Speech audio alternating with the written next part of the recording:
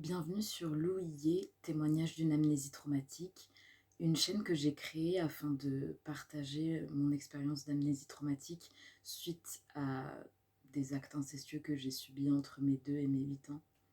Le but de cette chaîne, c'est déjà d'aider les victimes en leur montrant qu'elles ne sont pas seules et que ce qu'elles vivent, c'est bel et bien réel parce qu'on a souvent tendance à être isolé face à ça, voire à se croire fou. Donc déjà, c'est apporter ma pierre à l'édifice parce que c'est un phénomène qui peut prendre tout un tas de visages différents. Donc je pense que plus on est de personnes à témoigner sur comment ça s'est passé pour nous, plus ça peut résonner chez d'autres et peut-être leur faire comprendre aussi certaines choses pour eux.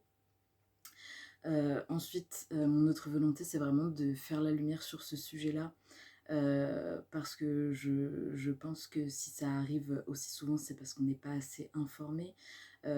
Si vous avez vu la campagne actuelle du gouvernement, toutes les 3 minutes, il y a un enfant victime d'inceste, de viol ou d'agression. Et en fait, les VSS sur les enfants, c'est quelque chose qui est tellement horrible qu'on ne veut même pas le concevoir. Et ça, c'est le premier facteur qui les rend possibles, c'est le déni, en fait, tout simplement.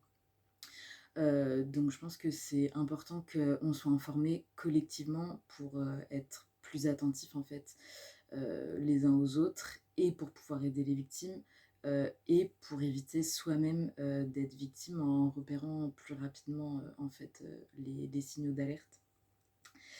Voilà pourquoi sur cette chaîne, je vais essayer de traiter de plusieurs choses. Déjà évidemment parler de mon expérience personnelle, donner des définitions, des termes, vous donner aussi des ressources pour guérir.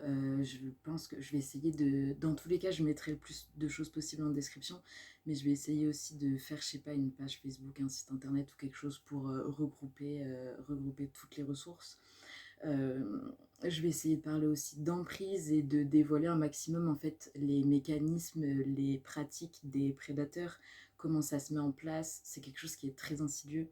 C'est d'ailleurs ce qui ressort de beaucoup de témoignages, donc je pense que c'est important de mettre l'accent là-dessus. Je vais aussi potentiellement faire des analyses d'œuvres, de documents, soit pour vulgariser, soit pour servir d'exemple, parce que l'art, c'est quelque chose qui m'est très cher et qui est vecteur d'émotion, et là, l'émotionnel, c'est vraiment très important sur ce sujet-là. Donc voilà à peu près le pourquoi du comment de cette chaîne. Et je tiens à préciser que je suis encore actuellement en process, et donc les choses elles risquent parfois d'être décousues, désordonnées, et je m'en excuse par avance.